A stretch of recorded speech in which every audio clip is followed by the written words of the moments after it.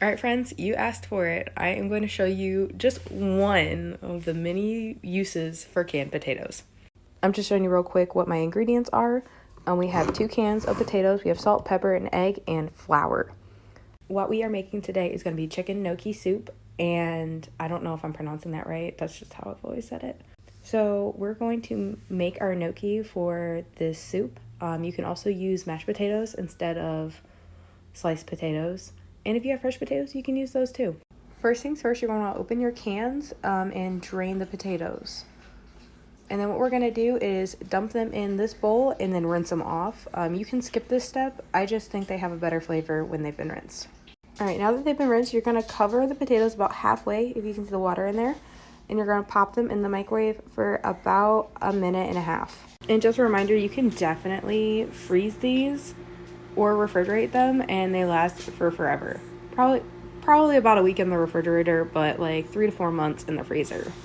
And they're really, really good for different kind of soup. You can just throw them in chicken noodle soup. They're amazing. If you've ever had the Olive Garden chicken gnocchi soup, it is fantastic. This is a cheap way to make it. All right, once they're out of the microwave, you're going to drain most of the water, but not quite all of it, and then mash your potatoes. The best ways to mash your potatoes are either going to be to use a potato masher or just to use a fork. Since they're nice and a little steamy, it's going to be so easy to mash them. So I did transfer this to a bigger bowl just because I realized I was not going to have space. If you use the potato masher, definitely keep that out because you can actually use that to mix most of your other ingredients. Otherwise, just grab a spatula or a spoon or even use your fork to stir it. What we're going to do is we're going to add salt and pepper to taste, sprinkle flour over the top, and then crack your egg over it, and then mash and mix it in as best as you can. I would show clips of me actually doing all those things, but I am currently holding my almost toddler, and he's 27 pounds. All right, so I've added my salt and pepper and my flour, and this is about how covered you want it.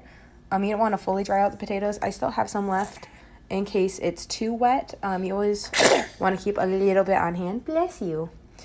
And then I'm going to just mix this in a little bit and crack my egg over top and then mix that in. All right, so this is the end result after we've mixed in our egg and our flour. We don't need to make anything fancy out of it. We are just going to take little balls of it and throw it in a pan with some oil. You can use olive oil or vegetable oil. I'm preheating my pan over medium heat with about a tablespoon of oil. You don't need to pan fry them a little, too long, just a little bit. These are some nice crispy gnocchi.